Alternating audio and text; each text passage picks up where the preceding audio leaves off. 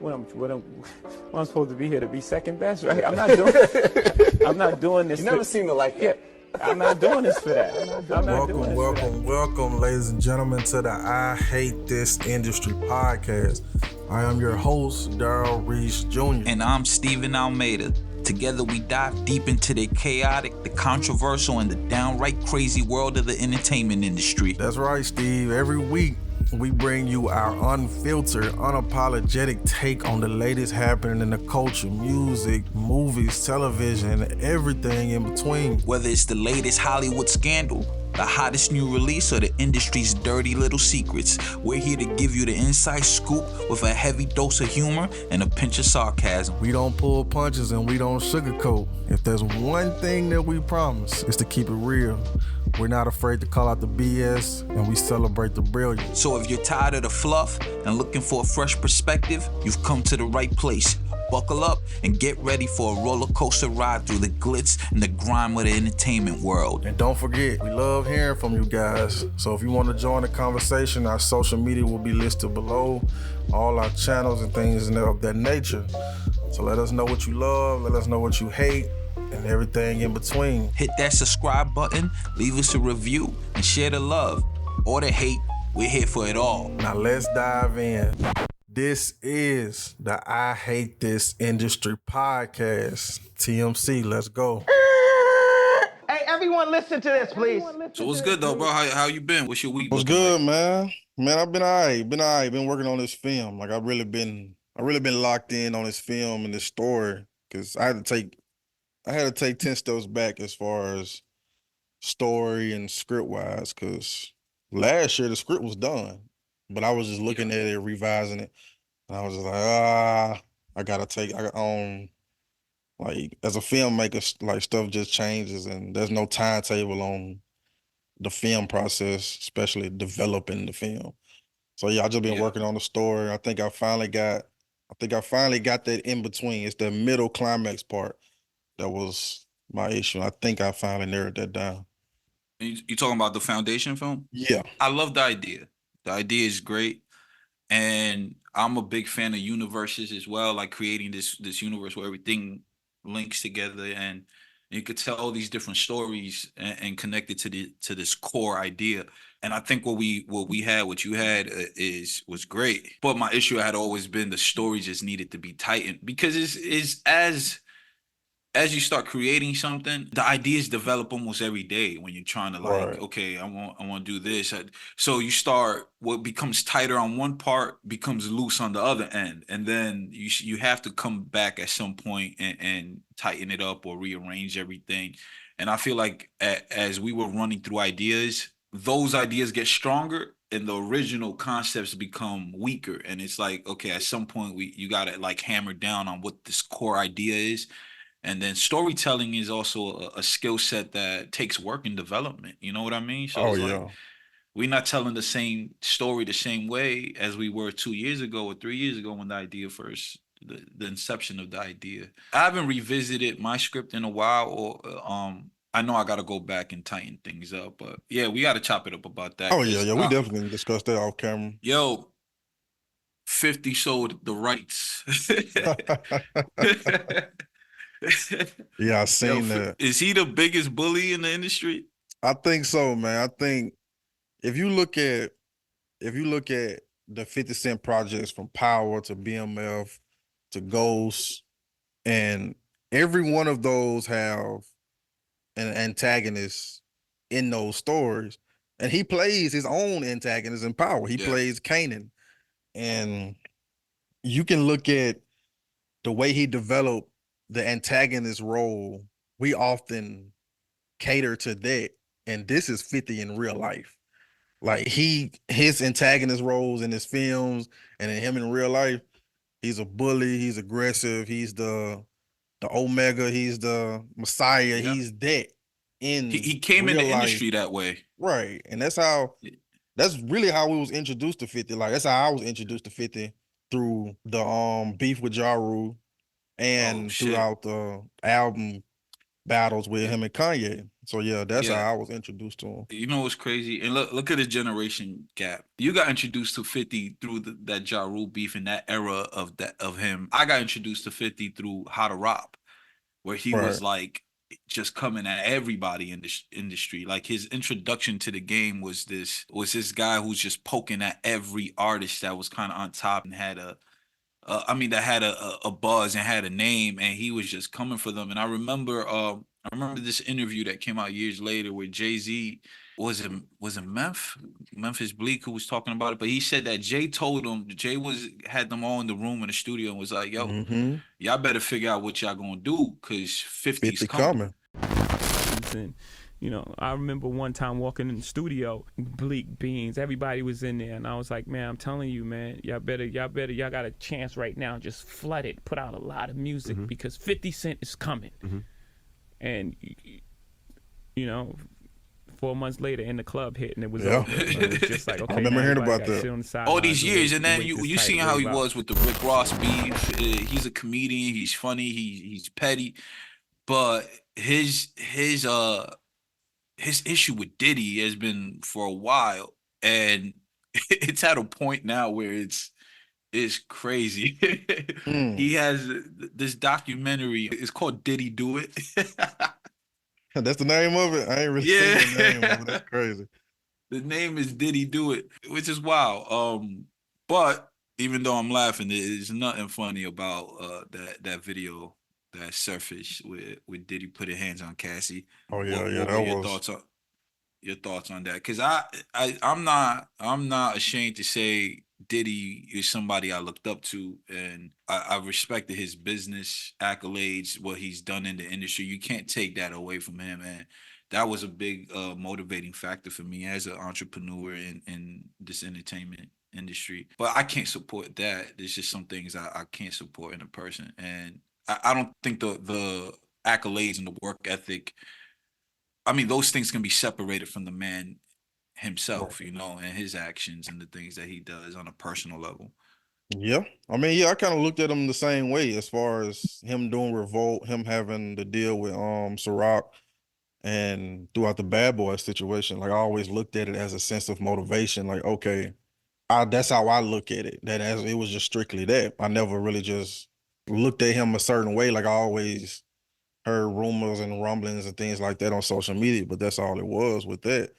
And Charlamagne and DJ Envy had a interesting back and forth of like Charlamagne was like he looked at Diddy and people look at Diddy as an inspiration or motivation and things like that. And Envy was like, well, we don't know, we can't look at these people like this because we don't know them as a person and things like that. I only look up, like he was telling people who he looked up to. And then Charlamagne rebutted that. He was just like, of course, they only show you what they want you to see. We don't know these everyday, we don't know what they doing every day. So we only like quote unquote idolize or be motivated about what they show us. So it's the same with me with Nipsey, it's the same with Kanye and Jay-Z. Like I'm only motivated by what they show us. I'm not idolizing him as a person because I don't know him as a person. I don't know that. So yeah, when that video dropped, I was just like, damn. Like I was watching, I was like, damn. Yeah.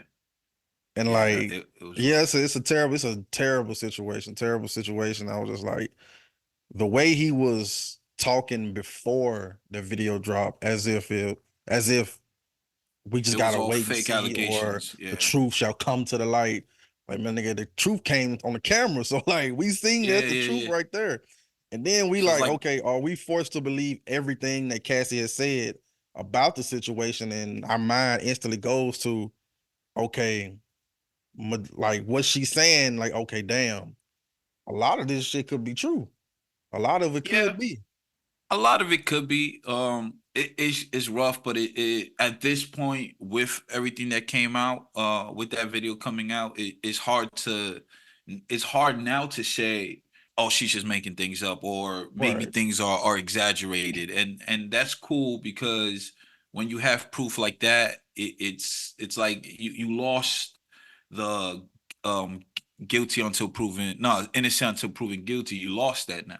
Now you gotta deal with with it being like you're kind of guilty, and all the other things just kind of have to get proven or not. You know, I saw Charlamagne said something that I agreed with, and I think it is a take that a lot of people won't agree with, but he said that we have to, because this is true in our culture. He said we have to separate the problem from the celebrity. Yeah. Because we do live in a culture, especially here in America, we do live in a culture where there's a lot of idol worship, a lot of celebrity worship. And we care more that it's Diddy than the actual problem. And Right.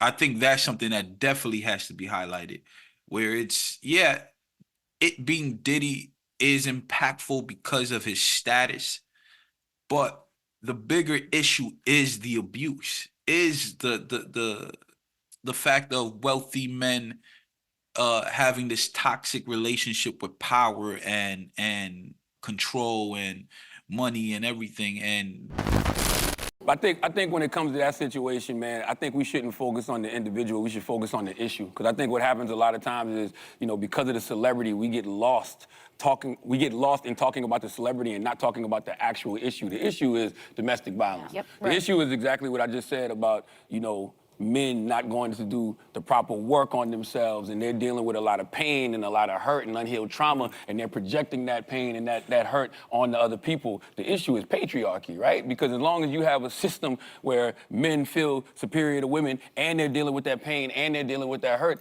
they're going to project that. You know, we're going to continue to project that onto our women. So I think those are the issues that we should be discussing as opposed to talking about the individual. And we tend to do that a lot as a society. We get lost in the celebrity of things as opposed to, okay, what are we here for? so I think that's the bigger conversation, because it doesn't just happen in entertainment. It doesn't just happen with guys like Diddy. What do you think about the rumor being that it was because he was trying to tarnish the Ciroc brand, not the Ciroc brand, the company that owns Ciroc. So you said he was trying to buy NBC?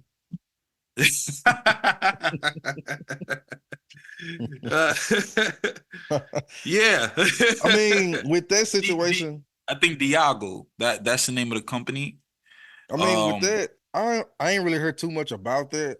At the end of the day, if you look at Diddy from the Bad Boy era to now, and the fame and the power that he's got, even before Ciroc, like, he was a nasty nigga before then. Like, you can 100%. You can almost see the demeanor. You can almost see the look on his face. Like, when people talk about these Diddy parties, like from Joe Budden's standpoint, well, I don't know how their relationship now, but I'm cool with this guy. I'm in the party. There's no cameras. Whatever wild shit he do, I'm going to just sweep it under the rug. I'm going to laugh with it. I'm going to do this and that, and then I'm going to just go off about my day. I can, like, it's a lot of people that have seen wild shit within the Diddy circle that didn't say anything at all.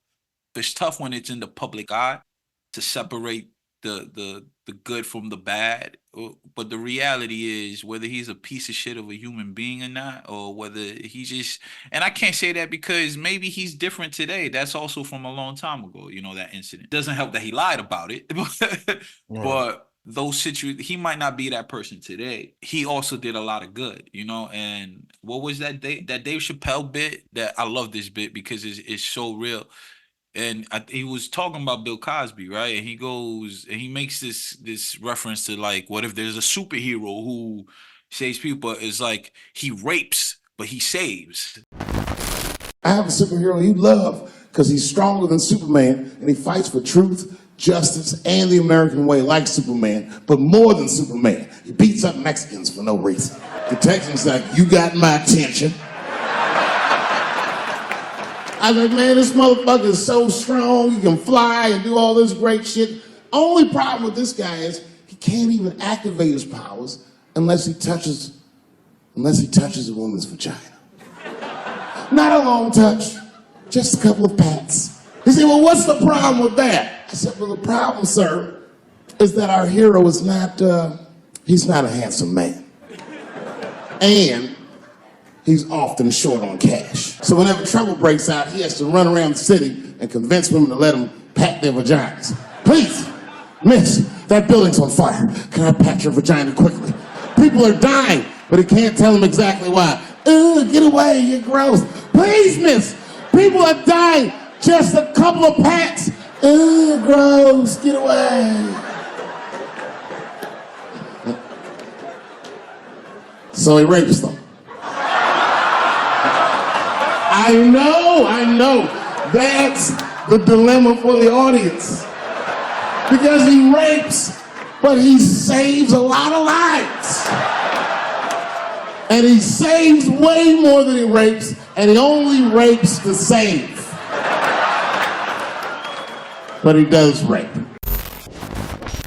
The point of the joke is saying, do you condemn them for the bad? But because if you take them away, you remove the person who's saving people.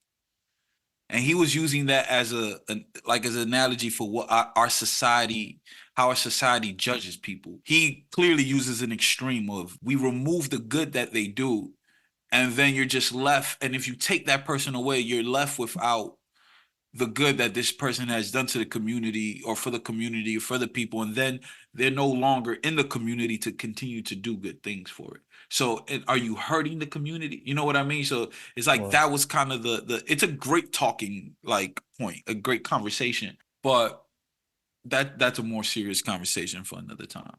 Well, man, what else we got on the docket? So Please Don't Cry, Rhapsody, man. Yes, indeed. Let me pull up the track list, man. Let's go. Let's do it. With Rhapsody, I was introduced to Rhapsody a few years ago when she did the I think it was a Sojourner record with J. Cole. So you never heard that first album? Nah.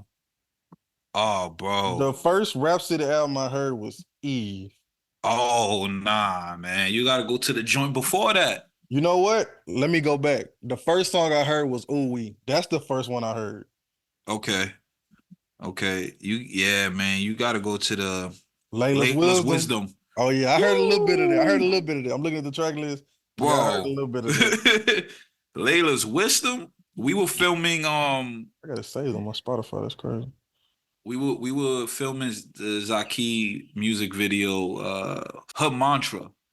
We were doing the Her Mantra music video when that around the time that album came out, and that was all we played on set, bro, for like those 2 days. Please Don't Cry, bro. It honestly, it gave me, and she's always given me, I hate comparing, but she's always giving me Kendrick vibes, and this album sounds a lot like, it's like her version of Mr. Morale and the Big Steppers.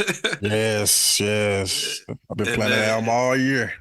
And I hate to compare her like that, because rightfully so, she's in her own category, her own lane. But it's hard not to make the obvious comparisons. Oh yeah. And how she stacks her vocals and the content of the music, her progressions are so crazy. And one of my favorite things about her music is the crazy progressions in her songs, and it's very Kendrickish, very jazz inspired a lot. She taps into a lot of the femininity of hip hop and rap and of people and of human. But when we're talking strictly about the music, I love that she draws this direct correlation to her inspirations. You know what I mean? Like Eve was a good. That was the name of that album, right? Eve. Yeah, it was a dedication to the women. Like the it was a lot of the tracks on that was titled after women that was after women, but she's like that. She was like that in Layla's Wisdom as well. Not as far as the tracking, but as far as the content. This album was nothing less than amazing. Man, when because I didn't listen to it when it first came out, I really just wanted to hone it in and just focus on it when I had the time. So I think I heard it a few days ago. Like when I text you about it, I heard it a few days before that. I didn't realize it dropped until you text me about it. You put it in the notes, and I was like, oh, I gotta go. I spent the whole next day listening to it. The next 2 days. Oh yeah, because I watched Joe Budden and an interview with Joe Budden in the Breakfast Club, and then I dove into the album. And he was on Joe Budden's podcast. Yeah. Oh shit! I think it's on YouTube. I think they released it on YouTube. I gotta check it out. But yeah, I went dove into the album. I really didn't have no expectations for it because I knew the type of artistry, I knew the type of artist Rhapsody was, but I was like, okay, I know I'm gonna love it. But then I dove into it. I got halfway through, and I'm like, man, this is truly an experience. She's taking me through like through a movie, like one of my Yeah. favorite movies or something like that. She's taking me through an experience and a montage of stories, things she's been through in the past, things she's going through now, how people label female hip hop and the correlation between her type of music and a rapper like Sexy Red or Ice Spice and things like this. She dived into that in that realm Yeah. too. But then I kept listening to it, and like you said, it had that jazz feel. And then I heard like maybe a voice in the background, and I just kept diving into it. And I checked the production credits, and it was produced like a few songs were I think a lot of songs were produced by Black Odyssey. Yeah. Are you familiar with Black Odyssey? Yeah, of course. Yeah, And I yeah, was yeah. like, I see it. I Yeah. see it. Because I think she was on Black Odyssey last project or one of his projects before. Mm-hmm. And I was like, I see his touch. I see his feel and what he did to this record. And I was like, man, this is truly brilliant from just not only in an album standpoint, but just creating a moment. Because like just me personally, when I'm working on music, when I'm working on film and an album, I like to create moments around the content to where we're not just giving you the music, we're giving you more than that. And we're gonna put you through this cinematic experience. And that's what she did. That's what she did with the album. And it's largely narrated by Felicia Rashad. And I was like, man, just hearing her voice throughout our lifetime. And I just like up until now, I'm just like, she has, because I was just watching Creed the other day. And I was Yeah. just like, man, like that was like a perfect intertwine that she could have done with the album. I was like, man, this is not only genius, but this is truly, truly, truly, truly a beautiful, well-crafted project. Yeah. And Yeah. I can't wait to listen to some more when we get off the call. Oh yeah, man. That's all I'm listening to Oh since it yeah. came out. Honestly, digesting it is, and I've only listened to it in the car. I haven't even listened to it in headphones. I've only been bumping it in the car, and my car has noise cancellation, right? Right. So when I have the windows up and everything, you don't hear much of the outside, like the how they call it, the cockpit of the car has this noise isolation feature, and my sound system is awesome. So it's like when I listen to music in the car, it becomes an experience. You know what Right. I It's mean? an And it's immersive like experience. Yeah. it's very immersive, right? And then got the LED lights all around the car, so it's like when I was bumping it, man, I was just in this zone, man. Oh And yeah. it's what you say is very true, man. It transports you, like it's such an experience listening to it, because putting albums together is a lost art. I feel like it's in hip hop these days. I can't speak for other genres, because I still listen to other genres, and they making incredible albums. Hip hop seems to be at this point where we've lost a lot of what crafting an album is because of playlisting, and where we're at, where releasing singles is kind of the thing to do, because people are trying to benefit more from the music than crafting these cultural and impactful projects. And I'm not speaking for everybody. I'm just talking about kind of mainstream, what's really being fed into the mainstream. Right. So you have an artist like Rhapsody she put this project, and from the beginning is cinematic. Man. It immerses you almost instantly with the skits in between, with there's a tempo with this album, how it starts off to where it goes. You hear the climax of the album, you see where it Mm-hmm. declines, you see how she brings it all together, the concepts, the ideas, the cover art.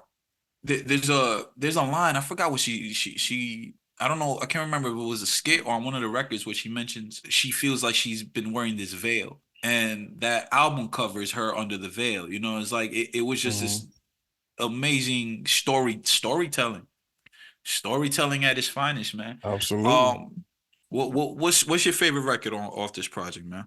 Oh, D&D. Do not disturb. D&D. Oh yeah. That hook, bro. Ooh, that hook, man. I was feeling that way that day. So when that record came on, I was like, damn, man, she just captured exactly how I was feeling. I love 3 a.m. I'm an Erica Badu Erica fanatic, Badu. so Oh yeah. that record is, I love it. Look What You've Done is fire. Asteroids is crazy. They're all good. Stand Tall. Where's the Diary of a Mad Bitch? Oh yeah. Man, she was talking that talk on that record. He Shot Me. I love how she took that Bob Marley melody and that and flipped it. That was cool. It's not one of my favorite records, but I like the record. You know what I mean? I was like, this is a really dope. What she did was really cool, and it was a good highlight on police brutality and the police shootings and everything. She has a line. I can't remember. Maybe you remember what record is on. She said, "These industry plants, I eat them like Dr. Sabi." Oh, I remember. I definitely remember that line. But I can't remember the record. I can't I remember can't the remember record. the record, but she said that. I was like, "Oh, It's like I just heard that like the other day. she's going crazy, man. She was going crazy." Uh, Album of the year for me so far. Oh yeah, definitely. So far, like as far as like you look at albums different, I look at albums different, and especially from the standpoint of us putting out music and things Yeah, like that, we look at it totally different too. And I look at this as a source of inspiration for what I'm doing. Like 100%. I was listening to this and I was like, damn, like I gotta go back and Yeah, add some, I gotta go back and repolish some stuff and things like that with the yeah, album I'm working on. And just man, it was a yeah, truly beautiful gift that yeah. I can see this one of them being one of them albums I just go to like for the rest of my life. Like I really truly feel like that. I love when music does that. I love when there's things that come out that make me go, "Oh shit, man. Let me be better. Let me get better. Let me get a little more creative." And I feel like damn, everybody's streaming. People was like, yo, everybody was telling me like Saint, for example, he's hip hop, straight hip hop guys, and he told me he's like, yo, people are not buying albums. You feel me? And it's even weird because they have to ask you, like they ask an artist, like, do you want hard copies? And if you do, how much do you want? To put money behind the hard copies sometimes just really doesn't even make sense these days. Right. You know, it's all about the streaming, but Physical sales versus digital streaming, right? And I kind of want to throw in their impact. Do I guess you weren't really around for the physical sale era, right? Like physical albums or like No, buying music, right? no. Like CDs, yeah. CDs. Well, yeah, I guess that's what I CDs, mean. yeah. Yeah, CDs. Do you remember the first CD you bought? I think I've asked you this before. Now, as far as that, no. Like as far as just buying CDs, no. Yeah. The first and the only CD I ever bought was Victory Lap. No way, for real? Yeah. Like I wasn't like I wanted this CD. Like I wanted this CD. And Yeah. like I said, when I wanted, like as far as the physical side of the music, like it was just I was just dialed in on one person. Like you see Victory Lap vinyl, like Yeah. record player, like vinyl right there. Like I was only Yeah. dialed in on that. And I just got into like 2 years ago, I just got to the point where I want to start collecting more vinyls. Oh, bro, Like right now I got J. you see the Cole collection? and Nina Simone, I got the collection on the wall Wu-Tang, right there. Nas. Oh I yeah. got the Mac Miller NPR. You see that top one up there? That's Caroline, the Outcast single. Right. That's just a single, right? And that vinyl particularly is created by Mass Appeal. And it has like the Caroline, Would You Be My Valentine, like written in lipstick on the actual vinyl. Oh, that's dope. That's Yeah, dope. yeah, It's a record store near me that I'm gonna visit soon. And I want to yeah. get more into it. Like I said, I only got Nipsey, J. Cole, and Nina Simone. Vinyls are Get expensive, my into that. brother. Oh yeah. There's over $100 in vinyls on this wall right now. Oh yeah. As a music connoisseur, it's crazy saying that. I would never spend, and I used to buy CDs, right? I was a CD guy. I used to go to Virgin Megastore down in Times Square. I used to cut class. I got arrested, but I got picked up by truancy in high school for going down for buying the Kingdom Come album. I got the only time I ever got picked up by Truancy for cutting school. I was in Virgin Megastore. I had to have this album the day it came out. I go down there and I bought the album already. I have it, but I'm listening. In Virgin Megastore used to have these stations where you could listen to music. And I was just standing there listening to that. Even though I had it, I should have left. I was just in there. I loved hanging out in that store because it was a music store. And this cop just taps me on my back, on my shoulder. I turn around and I'm like, oh fuck. Like So I was something out of a movie or something. yeah. I was a consumer of albums, right? I bought music, but I wouldn't spend $30 on a CD, right? Some of these vinyls cost me $30, but that goes to show that a album on streaming costs what? At maximum $10, Yep. $11, $12, right? 11.99. Yeah. So streaming it costs even less. I mean, depending on what you pay monthly for your service. This wall is proof that people spend this much money on an album. This album alone, this Nas album, ran me $27. That's a vinyl. Only that if you don't have a vinyl player, you can't even listen to it. So the impact of a physical sale, I feel like when you could physically touch something, there's a different value to it.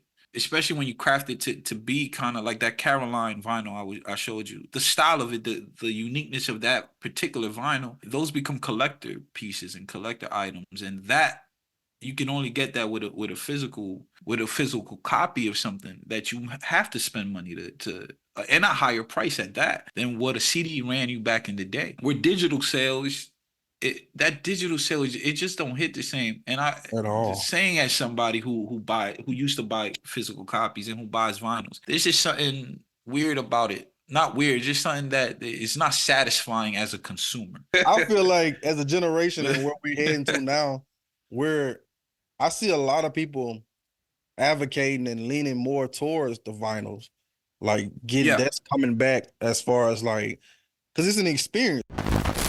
What's old is new again, apparently, and cool again. For the first time since the 80s, sales of vinyl records are now outpacing CDs. People spent around $230 million on vinyl during the first half of the year. It's almost double what was spent on CDs. But more physical CDs were actually sold. Vinyl just made more money because it's more expensive. People in the industry say vinyl isn't just like a thing of the past anymore, and no, it's not going away anytime soon again. When I first bought, like you was there when the marathon when Nipsey, and we ordered it at the same time. when they first dropped that gold limited edition vinyl, like when they first dropped this. Yeah, I told you. I was you just touching it like that? You got no care for you. Hey, this shit's strong, bro. It's stable. You're not supposed to touch. I handle my shit with gloves when I play. I be holding it on the sides like this. I usually do that, but yeah, like when this shit first dropped, like I told you, I was like, bro, I gotta get it. Got to. Yeah. The second they dropped that link, I had to. Like me clicking, and you bought it at the same time. I remember. Oh yeah, like just clicking the album when it first come out, just buying it. Like of course, like I do that more so to support the artist. If I'm 100%. music, but if I'm buying your CD, your merch, or your vinyl, like I'm looking to indulge in an experience that I'm gonna live through forever. Yeah, like, I'm gonna live through out there forever. So like me personally, when I drop the Foundation album, I want to have like limited vinyls. Like maybe like whatever the limit they let me get, maybe if it's 20 or 10 or something like that. Like I want it to be an experience to where if you got this, then it's something I want to live forever within you. Yeah. So I wanted to introduce I want to do this segment on this podcast called Industry Tip of the Day, man. Or Industry Tip of the Week. So the Industry Tip of the Week for this week would be build a reliable team. Hire people who want to do the job and have passion, experience, and a skill set for the role. So 5 important players you should have on your team. Manager, that's someone who handles the inner workings of your day-to-day operations, has a vested interest in the growth and success of your career. A lawyer, who handles all legal matters within your operation and looks over your contracts and gives legal advice and consultation as to what's best for your career. An agent, who negotiates the best opportunities for your career, and a cameraman, editor, and copywriter who handles all the camera work, editing, copywriting for the content creation of your team. Content creator and social media specialist that makes sure all the content is prepped, ready, and aligned with your brand, specializes in understanding how algorithms operate in different social media platforms, has their finger on the pulse of what's trending and what to stay away from on social media. See, as a creative, if you're the artist, if you're the talent, it's hard to do everything. A lot of people do, and we're in a hybrid time of this industry where one person does so many things. But that you could reach a lot more success having everything compartmentalized. So you have a manager to handle all the business end of things and all that, so that you can kind of focus on the talent. Lawyers, a lot of people don't have lawyers, man. A lot of people don't have lawyers, which ends in shitty contracts and bad deals and you getting robbed or your business being misplaced. And so get lawyers, people, get lawyers. Agents, I think a lot of people overlook agents because I think people feel they have to be at a place of like notoriety already to have an agent, and you don't. Like, get an agent to lock in deals for you. You know, you can pay agents. You know what I mean? Pay an agent, get an agent on your team that's out there negotiating and bringing you opportunities. The cameraman is important today because you need content is king today.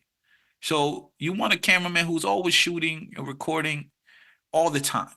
And ideally, get you a cameraman that is an editor and also a copywriter, because you don't want to pay a cameraman, an editor, and a copywriter. If that person is also somebody who specializes in social media, that's a plus. But you essentially want a social media department on your team and somebody who handles all that, because social media and the trends and everything is forever changing, damn near every week. So you want somebody who's on top of that, who's posting. Like, it's hard to do all that and then be concerned with making sure your social media presence is alive and active and current. I mean, yeah, to piggyback off that, as far as from my position, I'm sure you can relate. I ain't gonna say there's been times. There are times now to where we have worn the hats of all those things. And even times now, like, I'm gonna say this on the tips aspect. It's easier said than done. And a lot of people revert to wearing many hats because it's cost efficient and they don't really look at it as, okay, I'm mentally being worn down on things like that. And if we had the money, we had the funds, we would do that. Yeah. But it's also feasible as far as finding someone that you know, a friend or someone that's eager to learn, that you can find a way to teach them the ropes a little bit. That are eager to just seek knowledge and things like that. So, okay, I want to get in video. Like, okay, let's start with your phone. Let's start with this. Then let's gear up. Let's build up to where we can get a good quality camera. And for social media, is just all about just seeking. Like, it's really just all about seeking the knowledge and just being willing to learn, just willing to want to do it. And if someone truly wants to do it, they're gonna do it. Certain things you just can't teach with that. So yeah, it's very, very important and it's very vital to have those things, because it makes the ship run smoother. It makes everyone's job easier to the point where we can climb the ladder even faster. We can climb the ladder even further to the point where we're not faced with roadblocks. Like, we have this project that we're working on, but damn, we don't have a copywriter. We don't have anyone to shoot these videos. Now we have to outsource to someone we don't know. And now we have to cater to what they do, and rather than intertwine what we have going on. So it's best to have people in-house that are all on one accord. And within that, you can be able to reach all your, like, majority of your goals even faster. Like, it's easier, like the job and the road is less difficult when you have people along with you that's helping you up the mountain. So we know firsthand. 100%. Like what you were saying is, like, find people who are willing to put the work in for that success. Get people who are at the beginning of their careers. You know, find that team and you could build up, but take care of your people, whether it's offering them a piece of the business, whether it's offering them a piece of the project that you're working on, whether, you know, all these things, whether you're working for their career as well as your own, because it's not always about dollar. It's about experience. It's about longevity. And yeah, man, I think we good unless you want to keep building on something else. I think that's about it, man. I think that's about it. Like we touched on some good topics. We can touch on some more next week. This has been another episode of the I Hate This Industry podcast. We'll see you next week.